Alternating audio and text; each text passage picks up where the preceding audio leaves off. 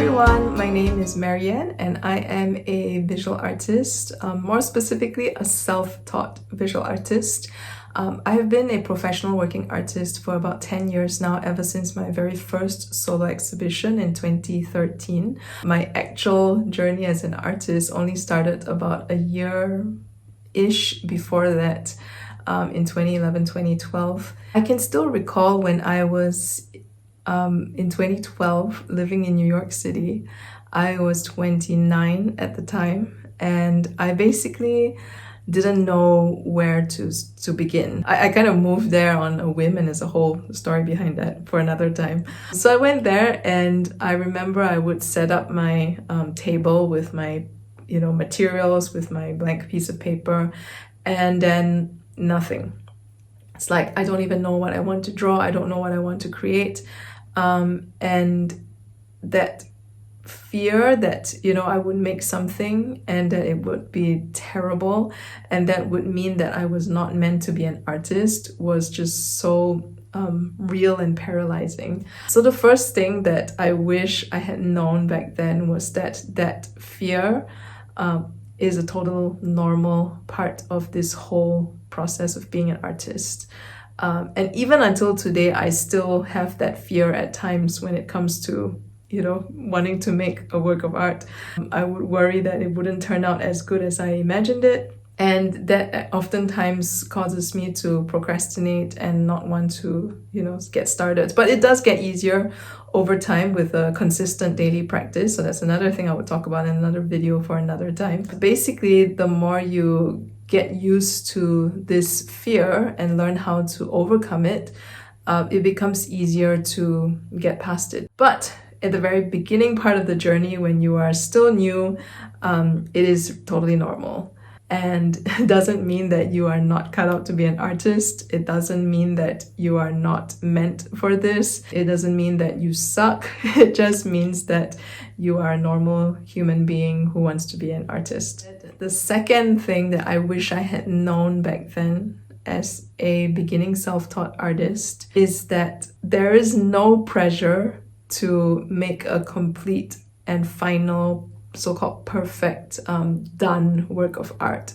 Like every time you show up at your creative space, wherever that space is for you, whenever you show up to practice, basically, I mean, that's why it's called a creative practice, right? Or an artistic practice. Whenever you show up to practice, it doesn't mean that you have to produce a work of art. I know that, there's this romanticized idea that artists are like, all constantly like creative all the time and like have all these ideas floating everywhere and it's just like, able to put it down on the canvas, on the paper or sculpt whatever it is.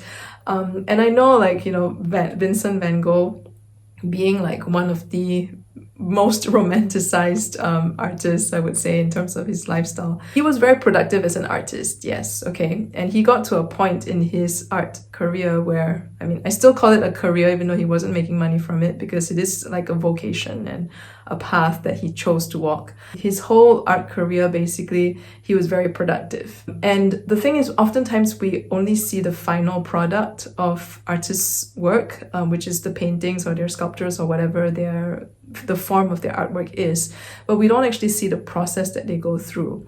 So while some artists are very productive and able to like churn out pieces really, really quickly, some artists take time to be able to develop their ideas, and it might take them months or even years to finish like a small painting, for instance, because of the ideas that they want to put into it.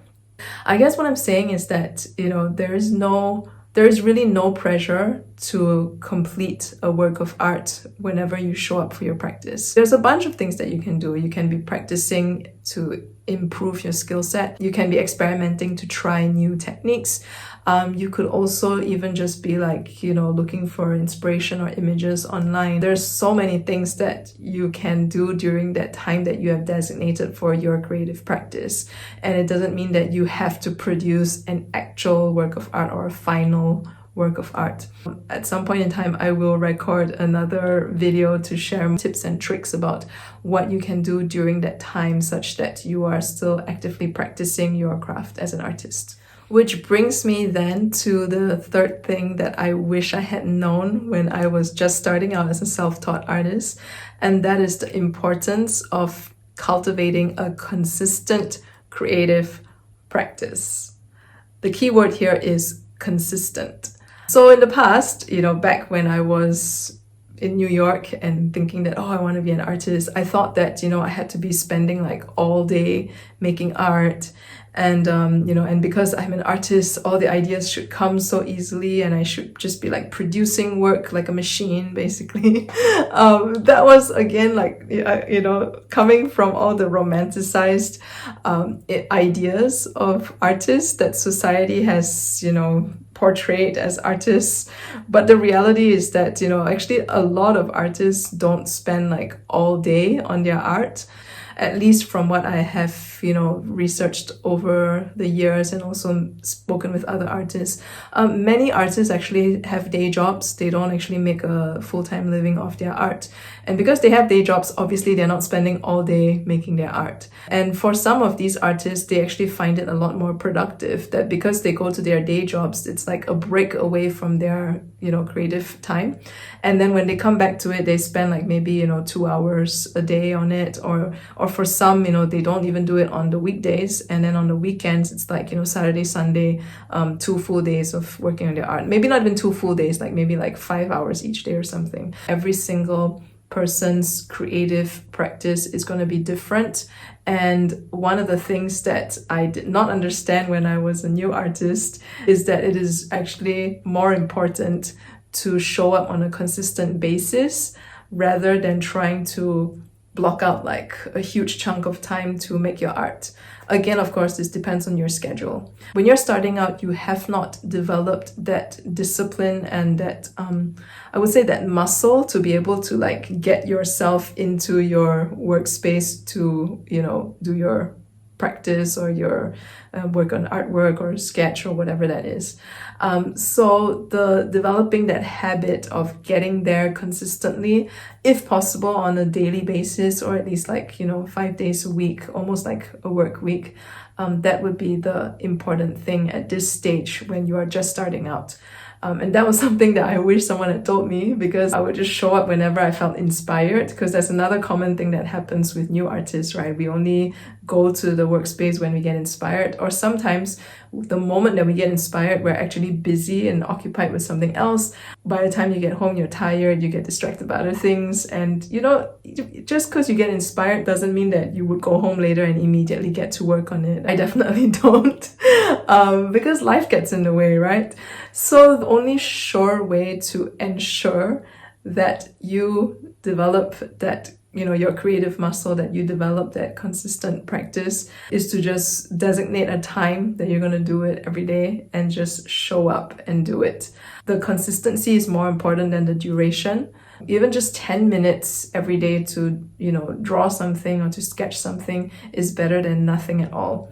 Because over time, you showing up consistently 10 minutes a day, that 10 minutes could increase to 20, could increase to 30, could increase to an hour over time. But if you're always gunning for like, 3 hours on the weekend, and then when the weekend comes and you get distracted by something else, you don't do it, then the weekend's gone, and it's like very easy to just like keep pushing it away and not get started.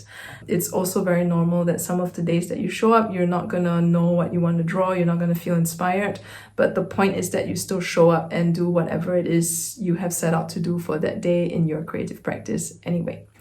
So to recap this video of 3 things I wish I had known when I was just at the very beginning of my self-taught artist journey. First of all, it is very normal to feel lost and confused whenever you're sitting in front of that blank piece of paper and you feel like you don't know what to draw and your mind is just blank and you're feeling blocked. It is totally a normal part of the process, and it doesn't mean that you're not an artist. It doesn't mean that you're not cut out for this.